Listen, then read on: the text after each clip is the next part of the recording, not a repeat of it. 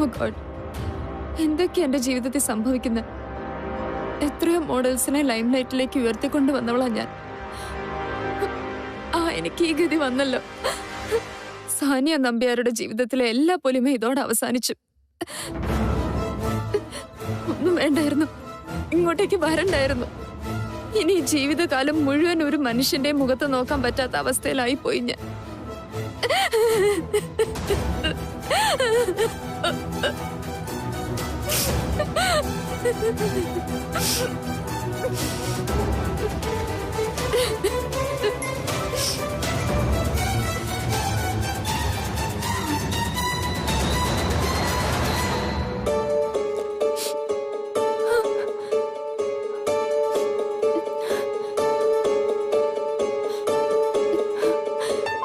ഈശ്വര, പോയി, എല്ലാം മാറി.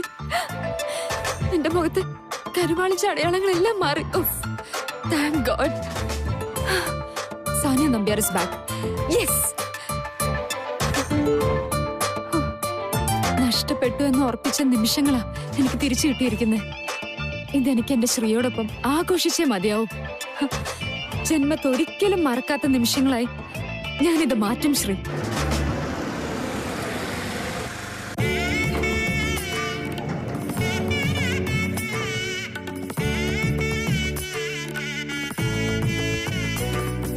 നവദമ്പതിമാർക്ക് സ്വാഗതം.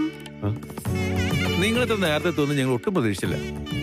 പക്ഷെ സാരില്ല, ഇവിടെ എല്ലാം റെഡിയാണ്. ഇത്ര റെഡിയാകാൻ മാത്രം എന്താ ഉള്ളത്? ഒരു ഹോട്ടലിൽ റൂം ബുക്ക് ചെയ്യുന്ന ഇത്ര വലിയ ആനക്കാരിയാ? നീ എന്റെ മരുന്നുകളൊക്കെ എവിടെ വെച്ചിരിക്കുന്നത്? ഇതേ എപ്പോഴും നിനക്ക് ആവശ്യമുള്ള അലർജിയുടെ മരുന്ന്. അപ്പൊ ബാക്കി മരുന്നൊക്കെ എവിടെ? പേടിക്കണ്ട, എല്ലാം ഞാൻ മുറി കൊണ്ട് ഭദ്രമായി വെച്ചിട്ടുണ്ട്. ഇനിയെങ്കിലും ഈ സ്വഭാവമൊക്കെ ഒന്ന് നിർത്തുകിരി. പോകുന്നിടത്തൊക്കെ ഇങ്ങനെ മരുന്നും കൊണ്ട് പോവല്ലേ. ഇനി ഇവന്റെ എല്ലാ കാര്യങ്ങളിലും ഒരു നിയന്ത്രണം കൊണ്ടുവരേണ്ടത് സുമിയുടെ ഉത്തരവാദിത്തം. തൊട്ടതിനും പിടിച്ചതിനൊക്കെ മരുന്ന് കഴിക്കുന്ന ഇവന്റെ ഈ സ്വഭാവമാണ് ആദ്യം നിർത്തേണ്ടത്. സ്നേഹ പറഞ്ഞതേ 100% കറക്റ്റാ. ചോറുണ്ടെന്ന പോലെ ഇവൻ ഗുളി കഴിക്കുന്നേ. ഈ ഏർപ്പാടേ സുമിത വിചാരിച്ചാലേ നിർത്താൻ പറ്റൂ. മതി നിന്റെ ഉപദേശം. ഇപ്പൊ തന്നെ വയറ് നിറഞ്ഞു. അതൊക്കെ പോട്ടെ. ഏതാ റൂം? കീ എവിടെ? മുറിയുടെ കാര്യം പറഞ്ഞപ്പോഴേ അതിന്റെ ഫുൾ ക്രെഡിറ്റ് മൊത്തം നമ്മുടെ സ്നേഹിക്ക് വേണം കൊടുക്കാൻ. അകത്തോട്ട് കയറി നോക്കുമ്പോഴേ നിങ്ങൾക്ക് മനസ്സിലാവും അത്രയ്ക്ക് ഗംഭീരായിട്ടാ ഇവളാ മുറി സെറ്റ് ചെയ്തിരിക്കുന്നത്. ഞാൻ മാത്രമല്ല, അതിന് അക്കു എന്നെ നന്നായിട്ട് ഹെൽപ്പ് ചെയ്തിട്ടുണ്ട്. ഞാനെന്ത് സഹായിച്ചു? ഒരു മിനിറ്റ്. മുറിയിൽ നിങ്ങൾ എന്ത് ചെയ്തെന്നായി പറയുന്നേ? നീ ആ റൂമിന്റെ കീ ഇങ്ങന്നേ, ഞാൻ പോയി നോക്കട്ടെ. ഏയ്, അതൊന്നും വേണ്ട. അങ്ങനെ നിങ്ങൾ രണ്ടുപേരും മാത്രമായിട്ട് പോണ്ട. ഇന്നത്തെ ദിവസം നിങ്ങളെ ആ മുറി വരെ കൊണ്ടുപോയി അതിനകത്ത് കയറ്റി വിടേണ്ട ഉത്തരവാദിത്തം ഞങ്ങൾക്കും കൂടിയുള്ളതാ. ഇവര് രണ്ടുപേരും കൂടി എന്തോ പണിയൊപ്പിച്ചിട്ടുണ്ട്, അതുറപ്പാ. എന്താ? രണ്ടുപേരും വന്നേ, വാ വാന്നേ, വാ.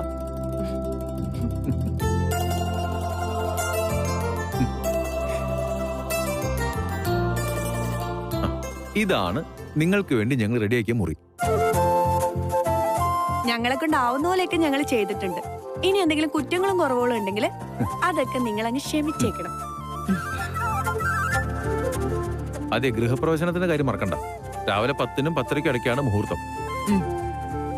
So please enjoy your first night. Okay, see you, bye. By.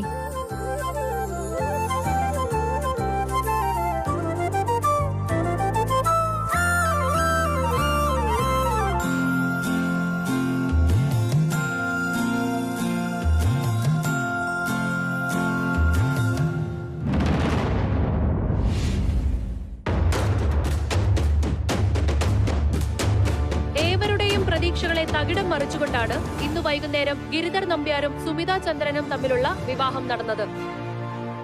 വ്യവസായ പ്രമുഖരും കോടീശ്വരന്മാരും അവരുടെ വിവാഹം ഒരു മാമാങ്കം പോലെ നടത്തി മാധ്യമ ശ്രദ്ധ പിടിച്ചുപറ്റുന്ന ഈ കാലത്ത് ലളിതമായ രീതിയിൽ തന്റെ വിവാഹം നടത്തി സമൂഹത്തിന് തന്നെ മാതൃകയായിരിക്കുകയാണ് വ്യവസായ പ്രമുഖനായ ഗിരിധർ നമ്പ്യാർ. ഗിരിധർ നമ്പ്യാർക്കും സുമിത ചന്ദ്രനും കേരള 1 ന്യൂസിന്റെ വിവാഹാശംസകൾ.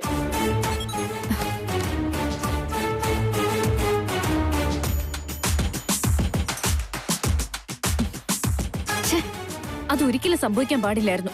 ഗുണ്ടകളെ വിട്ട് എന്നെ പൂട്ടിയിട്ട് നിങ്ങൾ നേടിയ വിജയം അത് സ്ഥായിയായ വിജയമാണെന്ന് നിങ്ങൾ കരുതണ്ട. ഞാൻ ജീവനോട് ഇരിക്കുന്നിടത്തോളം കാലം നിങ്ങൾക്ക് നല്ലൊരു ദാമ്പത്യ ജീവിതം ഉണ്ടാവില്ല ഗിരി. ഇനി ഞാൻ ചെയ്യാൻ പോകുന്നത് എന്താണെന്ന് നോക്കിക്കോ.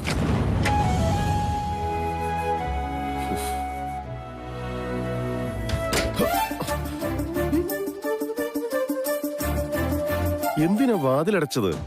പിന്നെ അടയ്ക്കാതെ ഈ രാത്രി മുഴുവൻ ഇതിങ്ങനെ തുറന്നിടാൻ പറ്റുമോ? എന്തിനാ ഇങ്ങനെ ശബ്ദം ഉണ്ടാക്കി അടച്ചത്? ഞാൻ ഞെട്ടിപ്പോയി. സോറി.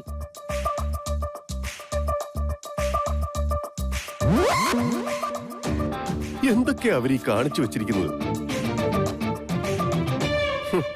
ഇനിയിപ്പോ ബെഡ്റൂമിൽ എന്തൊക്കെ പണിയാ കാണിച്ചു വെച്ചിരിക്കുന്നതെന്ന് ദൈവത്തിനറിയാം.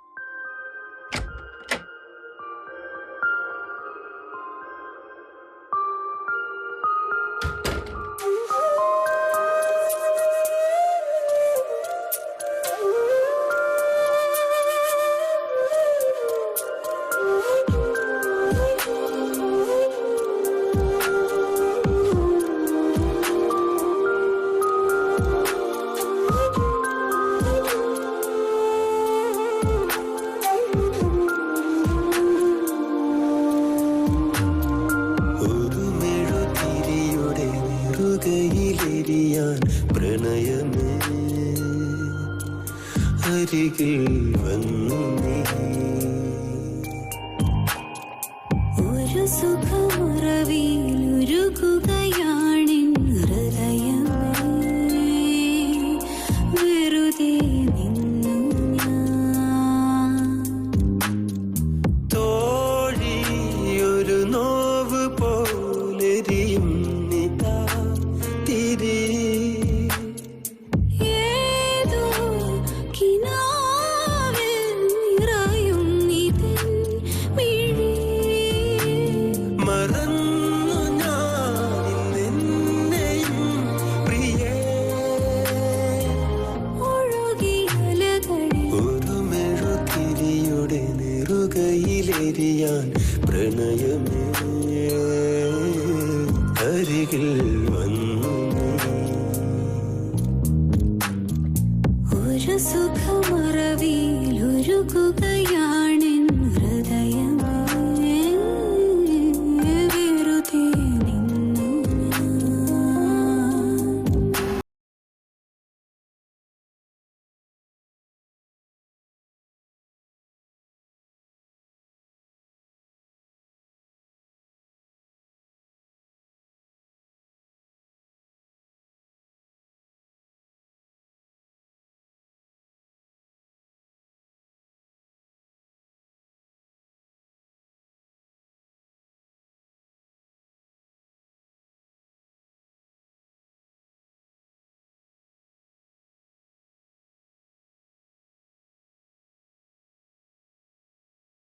ഉറക്കം പോയല്ലോ എന്റെ ഈശ്വര.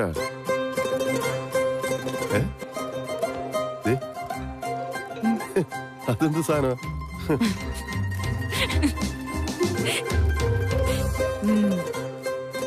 ഇത്രയൊക്കെ പൂക്കളും ബലൂണും എല്ലാം കൊണ്ട് നന്നായിട്ട് അലങ്കരിച്ച ഈ റൂമിലെ ഈ സാധനം വേണ്ടായിരുന്നില്ലേ? നമ്മളതൊന്നും തൊടാൻ പോകണ്ട. അതല്ല, അങ്ങനെ തന്നെ ഇരുന്നോട്ടെ. എനിക്ക് റൂം കാണുമ്പോഴേ നമ്മൾ ഈ സിനിമയിലൊക്കെ കാണുന്ന പോലുള്ള ആദ്യരാത്രിയില്ലേ, അത് ഓർമ്മ വരുന്നത്. ബലൂണ്, കത്തിച്ചു വെച്ച മെഴുകുതിരി, ബെഡിൽ വെതറിയ പൂക്കള്, ആ ദേ അവിടെ പാലും ഗ്ലാസും, എല്ലാ ക്ലീഷേ സെറ്റപ്പും ഉണ്ട്. ഏയ്, പാലിന്റെ കാര്യം വിട്ടേക്ക്. അതവിടെ വെച്ചത് എനിക്ക് വേണ്ടിയാ. ഇത്രയും ഗുളിയൊക്കെ കഴിക്കുന്ന കാരണമേ എനിക്ക് ചിലപ്പോ അസിഡിറ്റിയുടെ പ്രശ്നം ഉണ്ടാവും. അതിന് പാല് കുടിക്കുന്നത് നല്ലതാ. അതുകൊണ്ട് പാല് ഞാൻ കുടിച്ചോളാം.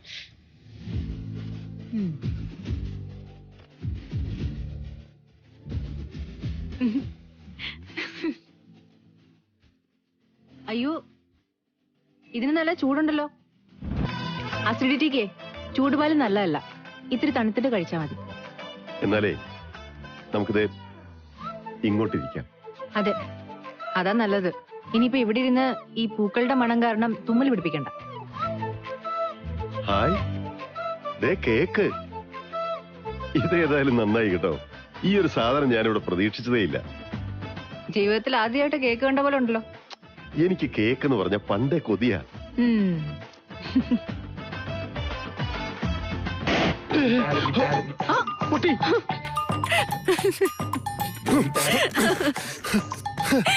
മനുഷ്യന്മാരെ പേടിപ്പിക്കാൻ ഓരോ സാധനങ്ങൾ കൊണ്ടുവന്ന് വെച്ചിരിക്കുന്നു. എന്താ അതിന്റെ മുകളിൽ എന്താ എഴുതിയിരിക്കുന്നു നോക്കട്ടെ. Welcome to the love land.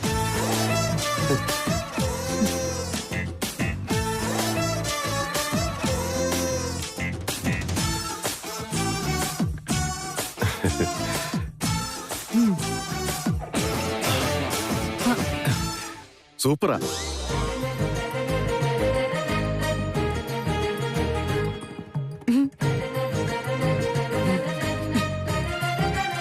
കല്യാണം പ്രമാണിച്ച് തടി കുറയ്ക്കാൻ വേണ്ടി ആകാശ സ്നേഹം കൂടി ഡയറ്റ് എന്നും പറഞ്ഞ് എന്നെ കുറച്ച് കഷ്ടപ്പെടുത്തിയിരുന്നേ. കുറച്ചു കാലമായി ഇതൊന്നും കഴിക്കാൻ പറ്റിയിട്ടില്ല.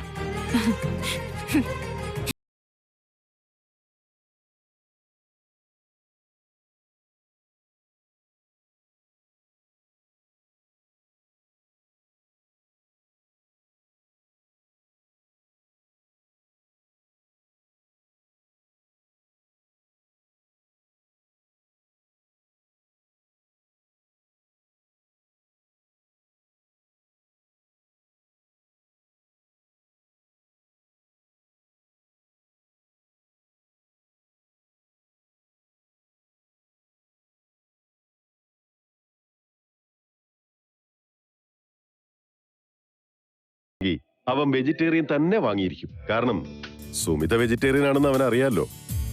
അതുകൊണ്ട് ധൈര്യമായിട്ട് കഴിച്ചോ. അതുകൊണ്ട് മാത്രല്ല, ഞാൻ സാധാരണ ഇത്തരം കാര്യങ്ങളൊന്നും കഴിക്കാറില്ല. എന്നാ ഞാൻ കഴിക്കാൻ പോവാ.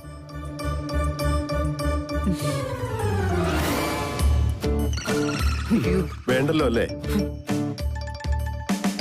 അതെ, കല്യാണത്തിന്റെ തിരക്കിനിടയിൽ നന്നായിട്ട് ഒന്നും കഴിക്കാൻ പറ്റിയില്ല. നല്ല വിശപ്പുണ്ട്.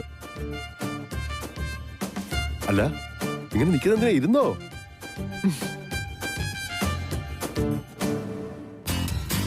അപ്പൊ സുമിക്ക് വിശപ്പില്ലെന്നാണോ? വിശപ്പ് ഇല്ലെന്നല്ല, പക്ഷെ ഇത്ര വിശപ്പില്ല.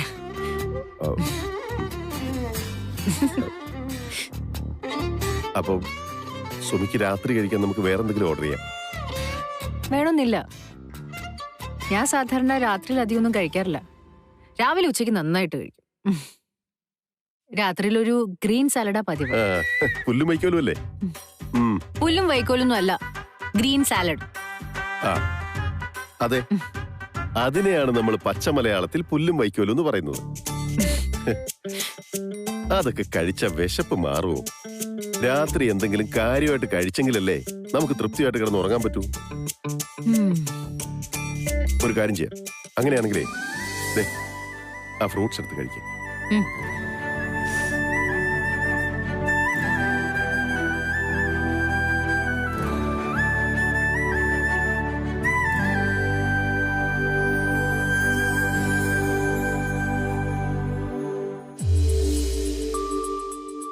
കഴിക്കുന്നോ? ഏയ്, ആപ്പിളും ഞാനും തമ്മിൽ തീരെ ശരിയാവില്ല. സുമിത കഴിച്ചോ, ഞാനേ ഈ കേക്ക് കൊണ്ട് തൃപ്തിപ്പെട്ടോളാം.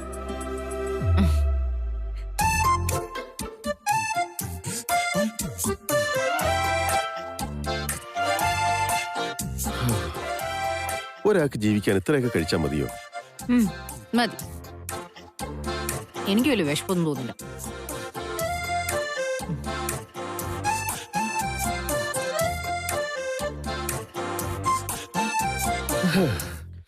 എന്റെ വിശപ്പ് ഇപ്പഴാ ഒന്ന് ചെറുതായിട്ട് അടങ്ങിയത്.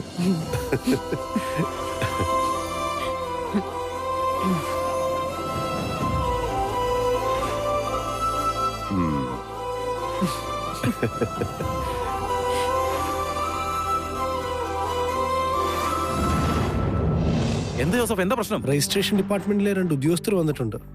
അവർക്ക് അത്യാവശ്യമായിട്ട് ഗിരിധർ സാറിനെ കാണണമെന്നും പറഞ്ഞു. ഇന്ന് ഗിരിയുടെ കല്യാണം നീ പറഞ്ഞില്ലേ? പറഞ്ഞു സാർ. ഉത്തരവാദിത്തപ്പെട്ട ആരെങ്കിലും കാണണമെന്ന് അവർ വാശി പിടിച്ചു സാർ. അതാ ഞാൻ സാറിനെ വിളിച്ചത്. എന്നിട്ട് അവരെവിടെ? അപ്പുറത്തുണ്ട് സാർ. സാർ നമസ്കാരം. നമസ്കാരം ആകാശ്. എന്താ സാർ അത്യാവശ്യമായി കാണണമെന്ന് പറഞ്ഞേ? ഞങ്ങൾക്ക് നിങ്ങളുടെ കമ്പനിയുമായി ബന്ധപ്പെട്ട് ഒരു രഹസ്യവിവരം കിട്ടിയിരുന്നു. അതിന്റെ അടിസ്ഥാനത്തിൽ ഞങ്ങൾ പരിശോധിച്ചപ്പോൾ സംഗതി സത്യമാണെന്ന് ബോധ്യപ്പെട്ടു. അതാണ് ഈ രാത്രി തന്നെ ഞങ്ങൾ ഇങ്ങോട്ട് വന്നത്.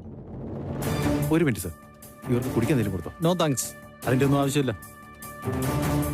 അപ്പൊ ഞാൻ എന്താ പറഞ്ഞു വരുന്നതെന്ന് വെച്ചാ സംഗതി അല്പം സീരിയസ് ആണ്. സാർ ഇതൊരു കാര്യം പറഞ്ഞില്ലേ? അതായത് നിങ്ങളുടെ ടെക്സ്റ്റൈൽ ഫാക്ടറിയുടെ ലൈസൻസ് വ്യാജമാണ്. സാർ എന്തൊക്കെയാ പറയുന്നത്? അങ്ങനെ ഒരു വ്യാജ ലൈസൻസ് ഉണ്ടാക്കേണ്ട കാര്യം ഞങ്ങൾക്കുണ്ടോ? അത് തന്നെയാണ് മിസ്റ്റർ ആകാശ് ഞങ്ങളെയും ഞെട്ടിച്ചു കളഞ്ഞത്. മിസ്റ്റർ ഗിരിധൻ നമ്പ്യാർ വളരെ സത്യസന്ധനായ ഒരു മനുഷ്യനാണ്. ആ കാര്യത്തിൽ ഞങ്ങൾക്ക് യാതൊരു സംശയമില്ല. നിങ്ങളുടെ ടെക്സ്റ്റൈൽ ഫാക്ടറി വ്യാജ ലൈസൻസിൽ പ്രവർത്തിക്കുന്ന കാര്യം ഞങ്ങളെ ഞെട്ടിച്ചു കളഞ്ഞു. ഇക്കാര്യത്തിൽ നിങ്ങളെ ആരോ തെറ്റിദ്ധരിപ്പിച്ചിരിക്കുകയാണ് സർ. ഞങ്ങളുടെ ടെക്സ്റ്റൈൽസ് ഫാക്ടറിയുടെ പ്രവർത്തനം തീർത്തും ലീഗൽ തന്നെയാണ്. എല്ലാ ഗവൺമെന്റ് ഏജൻസികളുടെയും അനുവാദത്തോടെയാണ് ആ ഫാക്ടറി പ്രവർത്തിക്കുന്നത്. ഇക്കാര്യത്തിൽ ഇടനിലക്കാരോ നിങ്ങളെ കബളിപ്പിച്ചാണ് മിസ്റ്റർ ആകാശ്. നോക്കൂ, ഇങ്ങനെ ഒരു കാര്യം കണ്ടുപിടിക്കപ്പെട്ട് കഴിഞ്ഞാൽ പിന്നെ ആ ഫാക്ടറി സീൽ ചെയ്യുകയാണ് ഞങ്ങളുടെ ഒരു രീതി. പിന്നെ ഗിരിധർ നമ്പ്യാരെ പോലെ അങ്ങേറ്റം സത്യസന്ധനായ ഒരു മനുഷ്യന്റെ ഫാക്ടറി ആയതുകൊണ്ട് ഒന്ന് അന്വേഷിച്ചിട്ട് നടപടിയിലേക്ക് കടക്കാൻ തീരുമാനിച്ചു. അതുകൊണ്ടാണ് ഞങ്ങൾക്ക് കിട്ടിയ തെളിവുകളൊന്നും പുറത്തെടുക്കാതെ നടപടി സ്വീകരിക്കാതെ നേരെ ഇങ്ങോട്ട് പോകുന്നത്. അതേതായാലും നന്നായി സർ. അതുകൊണ്ട് ഒരു 2 ദിവസത്തിനകം ഈ തകരാറുകളെല്ലാം പരിഹരിച്ച് പുതിയ ലൈസൻസിനായി കമ്പനി അപേക്ഷ നൽകണം. അല്ലാത്ത പക്ഷം കമ്പനി സീൽ ചെയ്യാനുള്ള നടപടികളിലേക്ക് ഞങ്ങൾക്ക് കടക്കേണ്ടി വരും. ഭീമമായ പിഴയും കൊടുക്കേണ്ടി വരും. അതിൻ്റെ ഒന്നും ആവശ്യം വരില്ല സർ. ലൈസൻസിന്റെ കാര്യത്തിൽ എന്താണ് സംഭവിച്ചതെന്ന് ഞങ്ങളൊന്ന് പരിശോധിക്കട്ടെ. എന്താ വേണ്ടതെന്ന് വെച്ചാൽ ചെയ്തോളാം. എങ്കിൽ ശരി, ഞങ്ങൾ ഇറങ്ങട്ടെ. ഈ രാത്രിയിൽ ബുദ്ധിമുട്ടിച്ചതിൽ ക്ഷമിക്കണം. No problem sir. ഇത്രയും ഗൗരവമുള്ള ഒരു കാര്യം നിങ്ങളെ അറിയിച്ചതിന്, സഹായിക്കാനുള്ള മനസ്സ് കാണിച്ചതിന് ഒരുപാട് നന്ദി സർ. Okay okay sir. ഇത് ചെയ്തത് നിതീഷാണെന്നുള്ള കാര്യത്തിൽ യാതൊരു സംശയവുമില്ല. സ്വന്തം ചേട്ടനോട് തന്നെ വേണമായിരുന്നു അവന്റെ ഈ ചതി.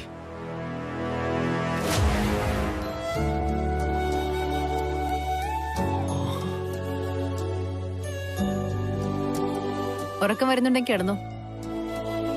ഞാൻ എന്തായാലും കുറച്ച് കഴിഞ്ഞിട്ടേ കിടക്കുന്നു. അല്ല, എന്തായി വായിക്കുന്നേ? ഒരു നോവലാ. സുമി ഒരുപാട് വായിക്കുമല്ലേ?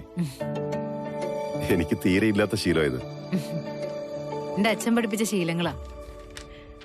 ഇതൊക്കെയുള്ളൂ ഈ ജീവിതത്തിൽ കൈമുതലായിട്ട്.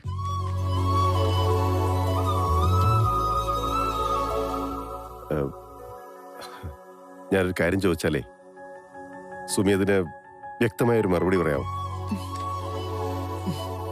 എന്തിനെങ്ങനെ വളച്ചു കിട്ടുന്നേ? ഗിരിധരൻ എന്ത് വേണമെങ്കിലും എന്റെ അടുത്ത് ചോദിക്കാലോ. അതെ, വേറൊന്നുമല്ല. ഇപ്പൊ നമ്മൾ രണ്ടുപേരുടെയും വിവാഹം കഴിഞ്ഞു. പക്ഷേ വിവാഹിതരായ ദമ്പതിമാരെ പോലെയാണോ? അല്ലല്ലോ നമ്മളിപ്പോ പെരുമാറുന്നത്. അത്യാവശ്യം പരിചയമുള്ള 2 ആളുകൾ എങ്ങനെയാണോ പെരുമാറുന്നത് അതുപോലെയാണ് നമ്മൾ രണ്ടുപേരും ഇപ്പോഴും പെരുമാറുന്നത്, അല്ലേ? എന്റെ അറിവില് ഒരു ദാമ്പത്യ ജീവിതം വിജയിക്കണമെങ്കിൽ ഭാര്യ ഭർത്താക്കന്മാർക്കിടയിൽ 3 കാര്യങ്ങൾ സംഭവിക്കണം. 1 പ്രണയം, മറ്റൊന്ന് പരസ്പര വിശ്വാസം, 3-ാമത്തേത് അഭിപ്രായ ഐക്യം. നമ്മളെ സംബന്ധിച്ചിടത്തോളം ഇത് 3 ഉണ്ടെന്ന് എനിക്ക് തോന്നുന്നില്ല. ഈ പരസ്പര വിശ്വാസം എന്നൊക്കെ പറയുന്നതേ ഇനി ഉണ്ടായി വരേണ്ടതല്ലേ? ഓക്കെ, സമ്മതിച്ചു. അപ്പൊ മറ്റു 2 കാര്യങ്ങളോ? അഭിപ്രായ ഐക്യം. അത് നമുക്കിടയിലില്ലെന്ന് തീർത്തു തന്നെ പറയാം. പിന്നെ ബാക്കിയുള്ളത് പ്രണയമാണ്. അത് നമ്മുടെ ഈ പ്രായത്തില് ഇനി ഒരിക്കലും സംഭവിക്കാനും പോകുന്നില്ല. അങ്ങനെയാണെങ്കിലേ നമ്മുടെ വിവാഹ ജീവിതം മെച്ചപ്പെടുത്താൻ എന്ത് വേണമെന്നാ ഗിരിധർ പറയുന്നു? ഇങ്ങനെയൊക്കെ ചോദിച്ചാൽ ഞാൻ എന്ത് പറയാനാ? ഈ ദാമ്പത്യ ജീവിതത്തെ കുറിച്ച് ഡോക്ടറേറ്റ് എടുത്ത ആളൊന്നും അല്ല ഞാൻ. സോറി, ക്ഷമിക്കണേ. കുറച്ചു നേരമായിട്ട് ഗിരിധരൻ നടത്തുന്ന ക്ലാസ് കേട്ടപ്പോ ശരിക്കും ഗിരിധരൻ ഈ വിഷയത്തിൽ എന്തോ ഡോക്ടറേറ്റ് എന്ന് എനിക്ക് തോന്നിയേ. ഇതൊക്കെ ഇയാളോട് പറയാമെന്ന് എന്നെ പറഞ്ഞാൽ മതിയല്ലോ. പോട്ടെ, നമുക്ക് വേറെ എന്തെങ്കിലും സംസാരിക്കാം. അതെ, സുമിതി ഇപ്പൊ വായിച്ചുകൊണ്ടിരിക്കുന്ന നോവലിന്റെ കഥ എന്താന്ന് പറഞ്ഞേ. അതിന് ഞാനിപ്പോ വായിച്ചു തുടങ്ങിയിട്ടേ ഉള്ളൂ. മുഴുവൻ തീർത്തിട്ട് കഥ പറഞ്ഞുതരാം. എന്നാലേ കുറച്ചു നേരം നമുക്കൊന്ന് TV കണ്ടാലോ? അതാ നല്ലത്.